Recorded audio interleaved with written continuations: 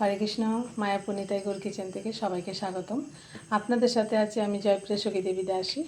আজকে একাদশী তিথিতে আমি আরেকটা নতুন ভিডিও নিয়ে আপনাদের কাছে শেয়ার করব। এই যে এখানে সাবু, যেহেতু একাদশী আমি সাবু দিয়ে একটু পকোড়া বানাবো, তার জন্য এখানে সাবু নিয়েছি আর সিদ্ধ আলু নিয়েছি। সাবু পকোড়াতে কী কী লাগছে আমি মেখে নিচ্ছি, আপনাদের সাথে বলে দিচ্ছি। এই দেখুন, আমি সাবু আলু দিয়ে ভালোভাবে মেখে নিয়েছি। এর মধ্যে আমি কী কী দিচ্ছি, যেহেতু আমি মাখাটা হয়ে গেছে, ভিডিওটা করা আমার খেয়াল ছিল না, তার জন্য আপনাদের বলে দিচ্ছি। এখানে আমি বাদাম গুঁড়ো করে নিয়েছি শুকনো খোলায় ভেজে, আর এখানে লবণ দিয়েছি, সন্দক লবণ, যেহেতু একাদশী সন্দক লবণ, লঙ্কা কুচি, আদা কুচি, তারপরে একটু মিষ্টি দিয়েছি, আর এরকমভাবে মানে ভালোভাবে একটু গোলমরিচের গুঁড়ো দিয়েছি, আর এখানে দিয়েছি ভাজা জিরে গুঁড়ো, একটু শুকনো লঙ্কা আর জিরে শুকনো খোলায় ভেজে একটু গুঁড়ো করে দিয়েছি। এই দেখুন, এরকমভাবে ভালোভাবে মেখে নিয়েছি। এখন আমি পকোড়াগুলি এখানে একটা কড়াইতে তেল বসিয়ে দিয়েছি, পকোড়া দিয়ে দিচ্ছি।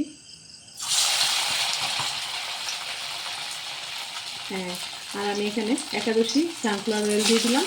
আর এটাকে এই সাবুর পকোড়াটা একদম হাই ফ্লেমে ভেজে নিতে হবে, না হলে মানে পকোড়াটা একদম ছেড়ে ছেড়ে দিলে ভালো হবে না।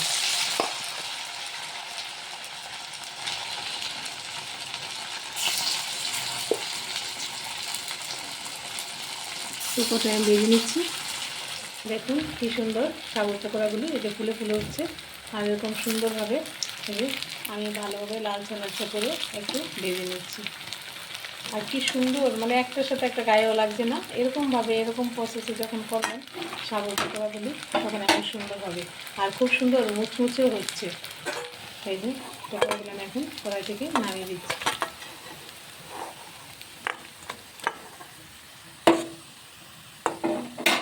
দেখুন পকোড়াগুলো আমি উল্টে দিচ্ছি, এক পিঠ উল্টানো হয়ে গেছে, এখন কড়া করে ভেজে নিচ্ছি।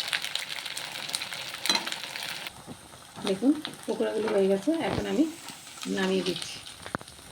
দেখুন রেডি হয়ে গেল। এই যে পকোড়া কত সুন্দর, একদম মুচমুচে পকোড়া হয়েছে।